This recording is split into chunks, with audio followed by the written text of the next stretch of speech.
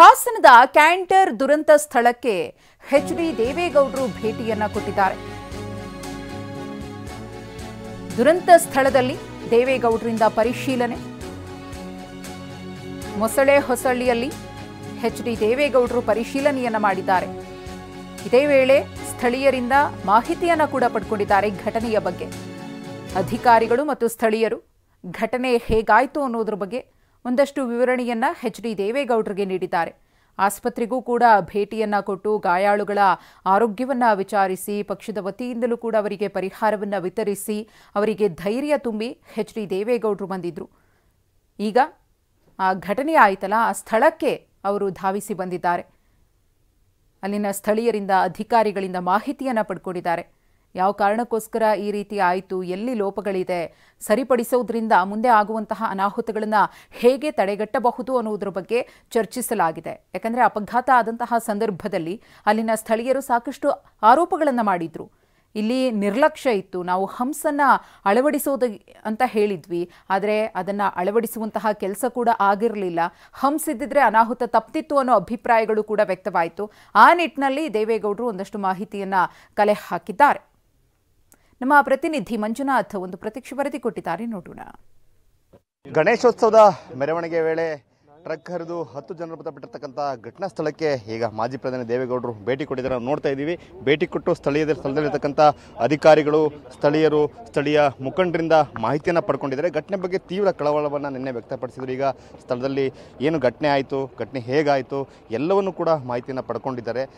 ಏನು ಲಾರಿ ಚಾಲಕನ ಅರೆಸ್ಟ್ ಆಗಿದೆಯಾ ಅಥವಾ ವಾಹನ ಸೀಸ್ ಆಗಿದೆಯಾ, ಯಾವೆಲ್ಲ ಮಾಹಿತಿಗಳು, ಏನೆಲ್ಲ ಕ್ರಮಗಳಾಗಿದೆ ಪೊಲೀಸ್ ಇಲಾಖೆಯಿಂದ, ಹಾಗೆ ಅವ್ರಿಗೇನು ಪರಿಹಾರ ವಿಚಾರದಲ್ಲೂ ಕೂಡ ಒಂದು ಕಡೆ ಸರ್ಕಾರ ಕೊಡ್ತಕ್ಕಂಥ ಪರಿಹಾರ ಬೇರೆ, ಪ್ರಧಾನಿಗಳಿಗೂ ಕೂಡ ಪರಿಹಾರ ಕೊಟ್ಟಿದ್ದಾರೆ. ಆದರೆ ನಿರ್ದಿಷ್ಟವಾಗಿ ಆ ಒಂದು ವಾಹನಕ್ಕೆ ಇನ್ಶೂರೆನ್ಸ್ ಇತ್ತಾ, ಚಾಲಕ ಅರೆಸ್ಟ್ ಆಗಿದ್ದಾನೆ, ಎಲ್ಲ ಮಾಹಿತಿಯನ್ನು ಕೂಡ ದೇವೇಗೌಡರು ಪಡ್ಕೊಂಡಿದ್ದಾರೆ.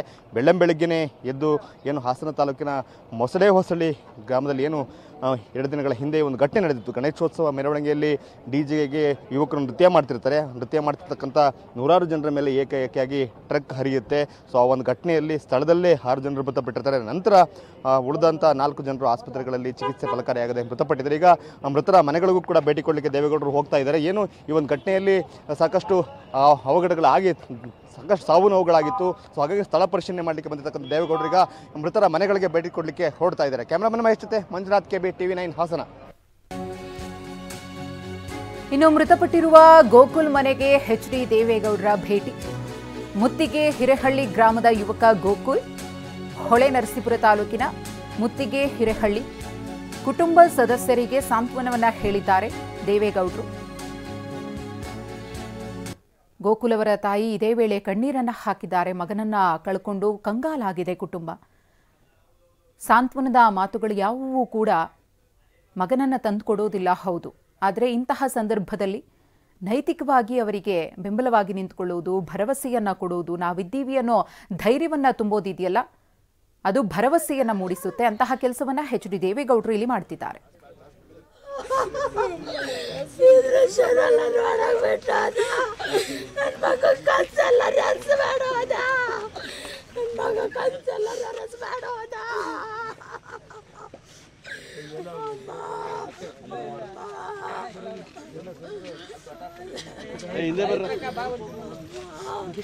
ಮಗಳನ್ನ ಅವಳು ಏನು ಓದಿಸ್ತಾರೆ ಅಲ್ಲಿವರೆಗೂ ಓದಿಸ್ತೀನಿ, ನಿಮ್ಮ ಕುಟುಂಬಕ್ಕೆ ನಾನಿದ್ದೀನಿ ಅಂತ ಹೇಳಿದ್ರು. ನಾನು ನೋಡ್ಕೊತೀನಿ, ನಿನ್ನ ಮಗಳು ಎಲ್ಲಿವರೆಗೂ ಓದಿಸ್ತಾರೆ ಎಲ್ಲ ಅಧಿಕಾರಿಗಳು ನಾನು ಹೇಳ್ತೀನಿ. ನಾನಿಲ್ಲ ಅಂದ್ರೆ ರೇವಣ್ಣರಿದ್ದಾರೆ, ರೇವಣ್ಣರಿಲ್ಲ ಅಂದ್ರೆ ಬೇರೆ ಅಧಿಕಾರಿಗಳಿಗೆ ಎಲ್ಲಾರ್ಗು ನಾನು ಹೇಳಿ ನನ್ನ ಸತ್ರು ನನ್ನ ಮಕ್ಳಿಗೆ ಅವಳು ಏನು ಕೊನೆವರೆಗೂ ಓದ್ತಾಳೆ ಅಂಥವರೆಗೂ ನಾವು ನಮ್ಮ ಇದರಲ್ಲಿ ನಮ್ಮ ದೇಶ ಇದರಲ್ಲಿ ನಾವು ಓದಿಸ್ಕೊತೀವಿ ಅಂತ ಹೇಳೋರೆ. ನನ್ನ ಮಗಳಿಗೆ ಮನೆಗೆ ಬಂದು ಗಣಪತಿ ಎಲ್ಲ ಮನೇಲಿ ಬಂದು ಊಟ ಮಾಡ್ದ, ನನಗೂ ಕಾಫಿ ಕಾಯಿಸ್ಕೊಟ್ಟ, ಅಮ್ಮ ಕಾಫಿ ಕುಡಿಯಮ್ಮ ಅಂತ. ಅವನ ಫ್ರೆಂಡ್ ಬಂದ, ಇಬ್ರು ಜೊತೆಲೆ ಓದಿದ್ರು. 1ನೇ ಕ್ಲಾಸಿಂದ ಫಸ್ಟ್ ಇಯರ್ PUC ಇಬ್ರು ಒಂದೇ ಕಾಲೇಜಿಗೆ ಸೇರ್ಕೊಂಡ್ರು. ಈಶ್ವರ ಇಬ್ರು ಒಂದೇ ಕಾಲೇಜಿಗೆ ಸೇರ್ಕೊಂಡ್ರು, ಒಂದೇ ಜೊತೆಲಿ ಓದಿರು. ನೆನ್ನೆನೂ ಜೊತೆಗೆ ಆರ್ಕೆಸ್ಟ್ರಾ ಆಂಟಿ ಯಾವತ್ತೂ ಕೇಳ್ತಿರ್ಲಿಲ್ಲ ನನ್ನ ಮಗ ಎಲ್ಲೋ ಹೋಗ್ಬೇಕು ಅಂತವ. ಅವತ್ತು ಬಂದು ಆರ್ಕೆಸ್ಟ್ರವ ನೋಡಕ್ ಆಂಟಿ ಹೋಗಿ ಬರ್ತೀವಿ ಇಬ್ರುವೆ ಅಂತ ಅವನ ತಮ್ಮ ಅವನು ನಮ್ಮ ಮಗ 3 ಜನನೂ ಹೋಗಿ 5 ನಿಮಿಷ ನನ್ನ ಮಗ ಹೋಗಿದ್ದ 5 ನಿಮಿಷಕ್ಕೆ ಸುದ್ದಿ ಬಂತು. ಅವ್ರ ಅಪ್ಪ ಓದೇ ಓದಂತ ಕಷ್ಟಪಡಲ್ಲ ಅವನು, ಕಷ್ಟಪಟ್ಟು ಹೋದನು. ನನ್ನ ಜೀವನದಲ್ಲಿ ಇದ್ರ ತಂದೆ ಥರನೂ ಬಿದಿ ಹಿಂಗೆ ಆಗ್ಬಿಡ್ತು ನನ್ನ ಮಗಂದು. ನನ್ನ ನಾಳೆಗೆ ಸರಿ ಇಲ್ಲ ಅಂದು ಕಷ್ಟಪಟ್ಟು ನಾನು ಓದಲೇಬೇಕು, ನನ್ನ ಮಗನ ಒಂದು ತಾನಿಗೆ ನಿಲ್ಲಿಸಲೇಬೇಕು ಅಂತ ಕಷ್ಟಪಟ್ಟು ಮಾಡ್ತೈತೆ. ಬಿದಿ ನನ್ನ ಹಣ ಬರ ಸರಿ ಆಗಲಿಲ್ಲ. ಹೇಳೋದು ಗೊತ್ತಾಯ್ತಲ್ಲ, ನಮ್ಮ ಜೀವನ ಈ ರೀತಿಯಾಗಿ ಹೋಯ್ತು. ನಮ್ಮ ಜೀವನ ಈ ರೀತಿ ಇಬ್ಬರೊಳಗೂ ನಮ್ಮ ಫ್ಯಾಮಿಲಿ ನೋಡಿದ್ರೆ ಹ್ಯಾಂಡಿಕ್ಯಾಪ್ಟು, ನಮ್ಮ ಅಣ್ಣನೂ ಹ್ಯಾಂಡಿಕ್ಯಾಪ್ಟು, ನನ್ನ ತಮ್ಮ ಹ್ಯಾಂಡಿಕ್ಯಾಪ್ಟು. ನಮ್ಮ ಜೀವನ ಕಷ್ಟದಲ್ಲೇ ಬಂದಿದೆ. ಅವ್ರನ್ನೆಲ್ಲ ಸಾಕಿ ಎಲ್ಲ ನೋಡಿ ಪ್ರತಿಯೊಂದು ಎಲ್ಲನೂ ಮಾಡಿ ಬೆಳಿಗ್ಗೆ ಎದ್ದರೆ ಸಂಜೆ ಆದರೂ ಅವ್ರನ್ನ ಎಲ್ಲನೂ ತೊಳೆದು ನಾನು ಮಾಡಿದೆ. ಎಲ್ಲನೂ ದೇವರು ಒಂದು ಒಂದು ಸ್ಥಾನಕ್ಕೆ ತಲುಪಿಸಿದ್ದ. ಅಷ್ಟೊತ್ತಲ್ಲಿ ನನ್ನ ಮಗನ್ನೇ ಕಿತ್ಕೊಬಿಟ್ಟ ದೇವರು. ಏನಕ್ಕೆ ಹೋಗ್ಸರೆ ಬದುಕಬೇಕು ಅನಿಸೋದಷ್ಟು ಆಯ್ತಲ್ಲ ನನಗೆ ಜೀವನದಲ್ಲಿ. ದೇವರು ಇನ್ನೂ ನನ್ನ ಮಗಳಿಗೆ ಆಯುಷ್ ಕೊಟ್ಟು ನೆಮ್ಮದಿ ಒಂದು ಒಳ್ಳೆ ಸ್ಥಾನ ಕೊಟ್ಟರೆ ಸಾಕು. ಯಾರ್ದಲ್ಲಿ ₹1 ನಾನು ಮಾಡಿರೋ ಕೆಲಸ, ನನ್ನ ಮನೆ ಕಟ್ಟಿರೋದು ಸ್ವಂತ ದುಡಿಮೆ, ಒಬ್ಬರು ₹1 ಇಲ್ಲ. ಕಟ್ಬಿಟ್ಟು ನಾನು ನನ್ನ ಮಗನಿಗೋಸ್ಕರ ಜೀವನ ತ್ಯಾಗ ಮಾಡಿದೆ. ದೇವರು ಈ ರೀತಿ ಮಾಡಿಬಿಟ್ಟು ನಮ್ಮನ್ನು.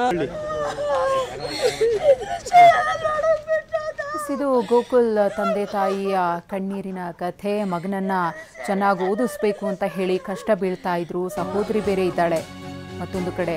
ಈಗ ಆಕೆಯ ಒಂದು ಜೀವನವನ್ನು ನೋಡಬೇಕಿದೆ. ಈ ನೋವನ್ನು ಮರೆತು ಇನ್ನು ಗೋಕುಲ್ ಸಹೋದರಿಯ ವಿದ್ಯಾಭ್ಯಾಸದ ಜವಾಬ್ದಾರಿಯನ್ನು ಹೊತ್ಕೊಂಡಿದ್ದಾರೆ ದೇವೇಗೌಡರು. ತಂದೆ ತಾಯಿಗೆ ಧೈರ್ಯವನ್ನು ತುಂಬಿದ್ದಾರೆ. ಅದೇ ಮಾತುಗಳನ್ನು ಗೋಕುಲ್ ತಾಯಿ ಕೂಡ ಹೇಳ್ತಾ ಇದ್ರು. ದೇವೇಗೌಡರು ಬಂದರು, ನಮ್ಮ ಜೊತೆ ಮಾತನಾಡಿದ್ರು, ಸಾಂತ್ವನ ಹೇಳಿದ್ರು, ಭರವಸೆಯನ್ನು ಕೊಟ್ಟಿದ್ದಾರೆ. ಸಹೋದರಿ ಎಲ್ಲಿಯವರೆಗೂ ಓದ್ತೀನಿ ಅಂತ ಇಷ್ಟಪಡ್ತಾಳೋ ಅಲ್ಲಿಯವರೆಗೂ ಕೂಡ ನಾವು ಓದಿಸ್ತೀವಿ. ನಾನಿದ್ದೀನಿ, ರೇವಣ್ಣ ಇದ್ದಾರೆ, ಅಧಿಕಾರಿಗಳಿದ್ದಾರೆ, ಎಲ್ರಿಗೂ ಕೂಡ ನಾನು ಹೇಳ್ತೀನಿ, ನೀವು ತಲೆ ಕೆಡಿಸ್ಕೊಳ್ಬೇಡಿ, ಧೈರ್ಯವಾಗಿ ಇರಿ, ಮಗಳಿಗೋಸ್ಕರ ಧೈರ್ಯವಾಗಿ ಇರಿ ಅಂತ ಹೇಳಿ ತಂದೆ ತಾಯಿಗೆ ಹಾಗೆಯೇ ಕುಟುಂಬಸ್ಥರಿಗೆ ಧೈರ್ಯವನ್ನು ತುಂಬಿದ್ದಾರೆ ಮಾಜಿ ಪ್ರಧಾನಿ ಎಚ್.ಡಿ. ದೇವೇಗೌಡರು.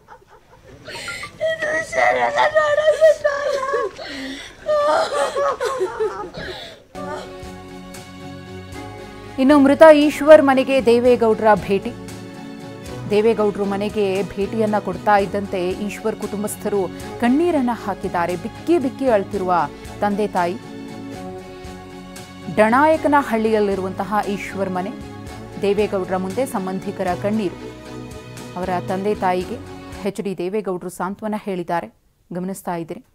ಈ ಒಂದು ದುರಂತದಲ್ಲಿ ಸಾವನ್ನಪ್ಪಿದಂತಹ 10 ಮಂದಿಯ ಪೈಕಿ ಈಶ್ವರ್ ಕೂಡ ಒಬ್ಬ ಆತ. ಆತನ ಮನೆಗೆ ಭೇಟಿಯನ್ನು ಕೊಟ್ಟು ಕುಟುಂಬಸ್ಥರನ್ನ ಭೇಟಿಯಾಗಿ ಅದರಲ್ಲೂ ನೊಂದ ತಂದೆ ತಾಯಿಗೆ ಧೈರ್ಯವನ್ನು ತುಂಬುತ್ತಿದ್ದಾರೆ ದೇವೇಗೌಡರು.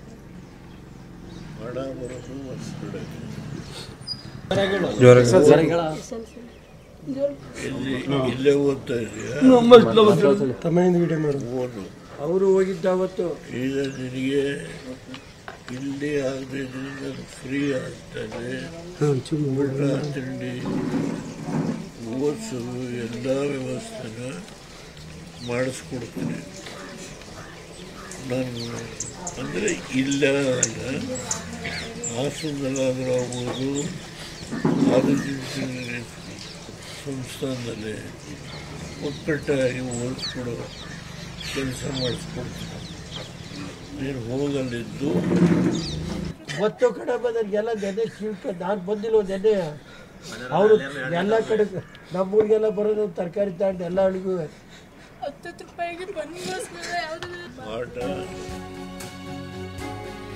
ಇನ್ನು ಈಶ್ವರ್ ಸಹೋದರ ದೀಕ್ಷಿತ್ನ ವಿದ್ಯಾಭ್ಯಾಸದ ಜವಾಬ್ದಾರಿಯನ್ನ ಕೂಡ ವಹಿಸಿಕೊಂಡಿದ್ದಾರೆ ಎಚ್.ಡಿ. ದೇವೇಗೌಡರು.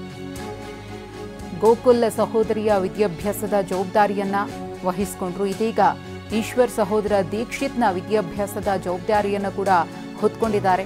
ಯಾವೆಲ್ಲ ರೀತಿಯ ಸಹಾಯ ಆಗಬೇಕು ಆ ನಿಟ್ಟಿನಲ್ಲಿ ನಾವು ಮಾಡ್ತೀವಿ, ಯಾವುದಕ್ಕೂ ಕೂಡ ಧೃತಿಗೆಡಬೇಡಿ ಅಂತ ಹೇಳಿ ತಂದೆ ತಾಯಿಗೆ ಭರವಸೆಯ ಮಾತುಗಳನ್ನಾಡಿದ್ದಾರೆ.